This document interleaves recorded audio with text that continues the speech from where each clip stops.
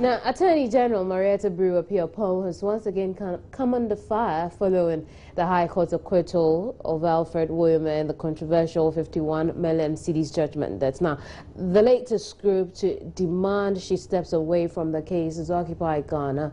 The group is questioning what it has described as her self-interest in the case. In a statement, the group accused the AG of failing to retrieve the money because her former law firm received some of the money paid to Woyome. We're joined on the line by George Anda of Occupy Ghana.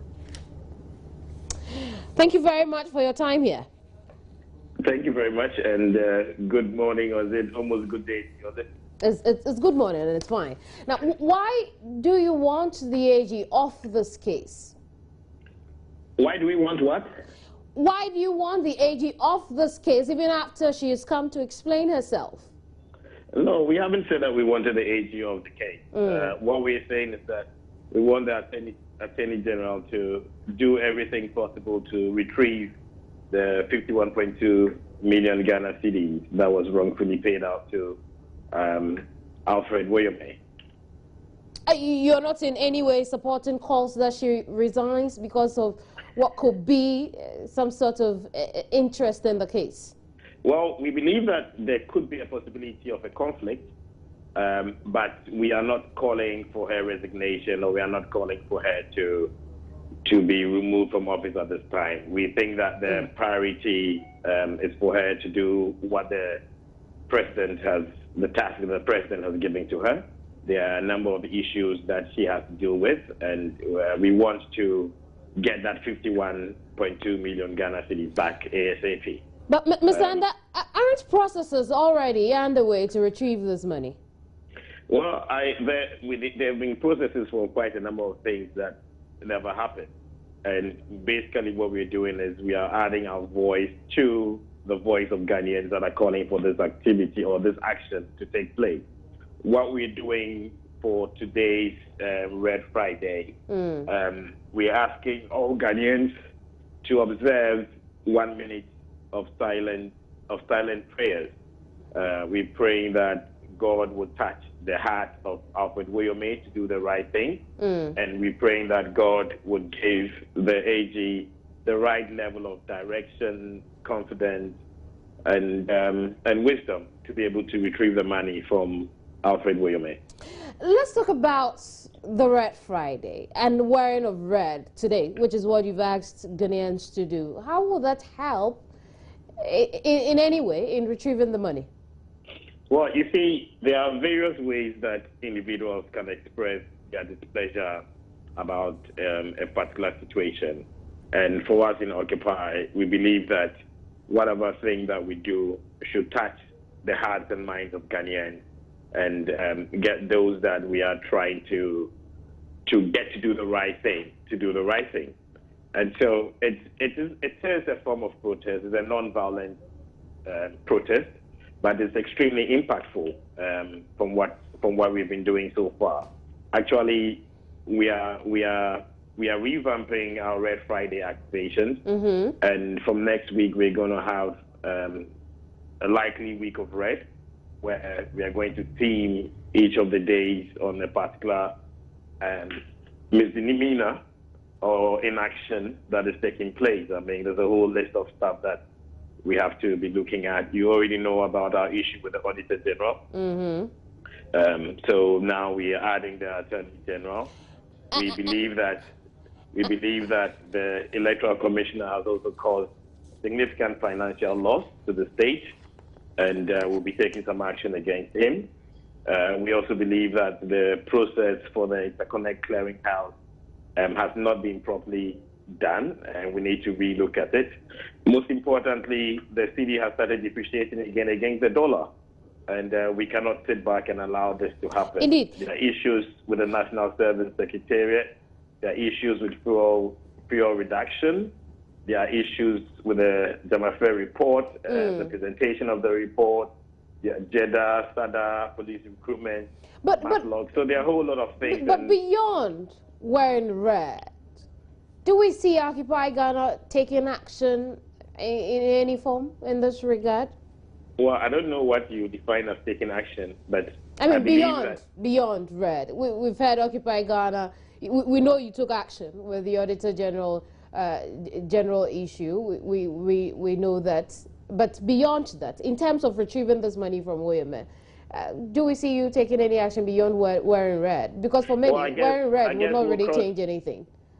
Well, that's your view. I don't think that a lot of Ghanaians would agree with you if we take a step and we say that at 12 o'clock we should all say a prayer to God to make this thing happen. You know, we are a non-violent group. We are a group that uses intellectual power. We look at how we can change things in non-violent ways. So it's more of an emotional battle that we fight. And so if we have to go the fiscal way, if we have to hit the streets or we have to go to court, that's also another line of action that we take.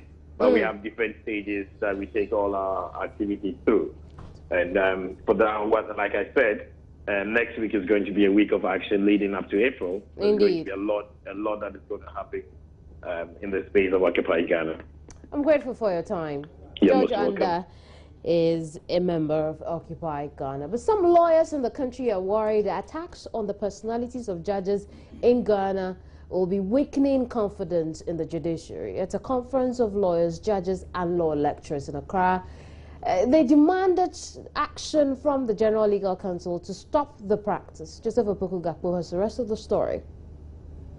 Chief Justice Georgina Thurura Wood opened the faculty bench and bar conference with a charge on legal professionals and law lecturers to be circumspect in their criticism of judges over rulings they deliver in court. She asked the parties to see themselves as partners in the delivery of justice. As judges, colleagues, our judgments have been criticized for lacking in any depth of jurisprudence. Not always, but sometimes. I therefore urge you, dear colleagues, that we reassess our use of scholarship in judgment writing and our relationship with legal academia in general in our work.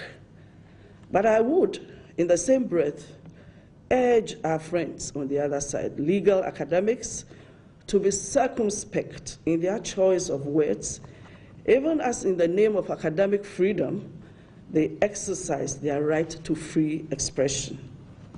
Some who spoke to Joy News backed the concerns of the Chief Justice and encouraged their colleagues to desist from the practice. If you do disagree with a decision, you always have a right of appeal. So what we do as a lawyer is to appeal and have other judges look at it. And where it's such that your problems are right, you have a situation whereby the decision will be reversed. So instead of rather attacking the judge, you can attack the subject matter of the case and then go on appeal, can be successful on appeal, the decision can be turned aside. So you don't have to decide to attack the individual judge. Of course, you may have different opinions, but ensure that you appeal and get a different result, as opposed to attacking the judge who gave. If we have any issues with competencies of judges, there's a process and a procedure by which we go to deal with that, and not in the media, not in the public eye, because it also reflects on the profession that we're in. Anything we say critical against judges is a dent on the image of the profession, and then it also reduces the confidence the public has in the judiciary and in the legal system. I think we need to protect that and protect that carefully, because once we lose the confidence in the judicial system, what happens next is chaotic. Lawyers must be critical of what judges say, but they must be circumspect. I think that decorum is important in everything that we do. We may agree or disagree with a judge so many times, but I mean, it's a forum where we must show respect to each other. So abusive language and actually generally unsavory language must not be used. But critical, I think we must be. Dean of the Faculty of Law at Gimpa, Kofi Abochi, wants the General Legal Council to crack the whip on lawyers who engage in such acts. He says there are clear regulations guiding their profession which should not be flouted. The regulatory principles that are supposed to shape our behavior, they are all there. The question is enforcement. And maybe as she has brought our minds onto that, as she has alerted us that this is an ongoing problem and a major one that needs to be contained, I'm confident that the Bar Association, General Legal Council, and all other bodies and entities that have influence on the development of our profession and professional behavior and etiquette, I'm sure that they will probably start cracking the whip. Actually, some disciplinary issues are ongoing. So there are some instances of people being disciplined. But I guess she's just adverting our minds to that we don't need to get to the level of, to the point of discipline. At the conference, Joy News documentary on inhumane conditions in prisons, produced by Seth Kwame Boateng, Locked and Forgotten, was shown to the judges and lawyers. The Chief Justice, Georgina Wood, asked them to pick lessons from what they had watched and support the reforms she has rolled out to decongest the prisons. To come on the program, fate of final year students of the Agri Memorial Senior High School hangs in the balance because school authorities failed to register them for their final exams. I'll share that with you when I return. Don't go away.